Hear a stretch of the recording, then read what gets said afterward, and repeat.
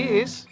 Here's to Ulverston, the gateway to Tasmania's northwest. The drive along the northwest coast is one where it's hard to keep your eyes on the road, with rolling green hills on one side and crystal clear water on the other.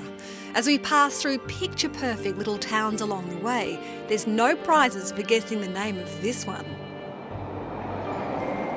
Along the drive, the sand is so white you'll need your sunnies. But we're not here for a swim. An hour and a half up the road is the icon of the northwest. What an entrance!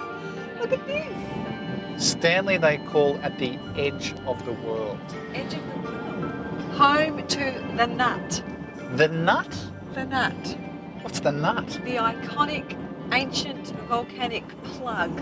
Today, Stanley is a tourist town. There's great cafes, craft shops, plenty of fresh seafood and an abundance of charming places to stay. Everywhere you walk along the main street of Stanley is the Nut.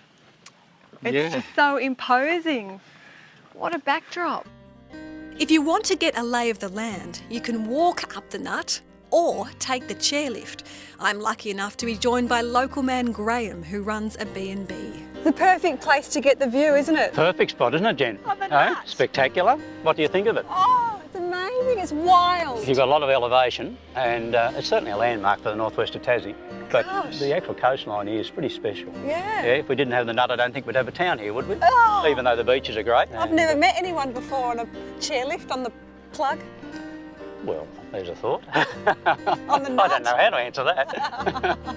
From the top, we can see both beaches that stretch out as far as the eye can see. When did your family actually come out here? 1841 on my side. Amazing. So you're sixth generation? Yeah, sixth generation. 1831 on my wife's side. And so we're very much part of the furniture here.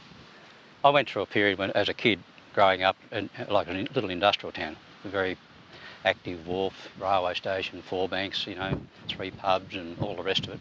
And then all that infrastructure moved out, and the last 20, 30 years it's remorphed itself into a tourist town. Yeah. So all of a sudden now it's almost like a movie set. And it's home. Good place to be.